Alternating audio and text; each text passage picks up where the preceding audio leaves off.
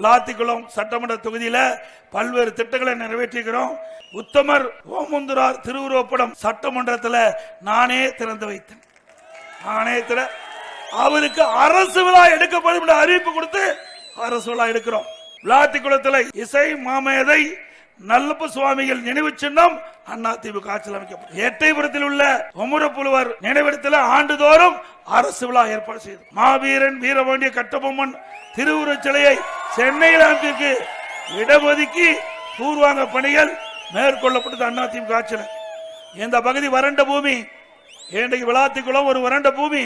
இந்த பகுதியில் நல்ல விவசாயிகள் நீர் கிடைத்து வேளாண் பணியை மேற்கொள்ள என்பதற்காக அதிமுக ஆட்சி இருக்கின்ற பொழுது தாமிரபரணி வைப்பார் அந்த திட்டத்தை நிறைவேற்றுவதற்கு நடவடிக்கை எடுத்தோம்.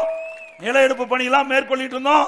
ஆட்சி மாற்றத்துக்கு பிறகு திமுக ஆட்சி வந்த பிறகு கைவிடப்பட்டு மீண்டும் உங்களுடைய பேர் ஆதரவின் மூலமாக அடுத்த ஆண்டு அதிமுக ஆட்சி வளர்ந்தவுடன் தாமிரபரணி வைப்பார் திட்டம் நிறைவேற்றப்பட்டு இந்த வறண்ட பூமி செழிப்பா பசுமையா நல்ல விளைநிலங்களாக மாற்றி கொடுக்கப்படும் என்ற செய்தி இந்த நேரத்தில் தெரிவிக்கிறேன்.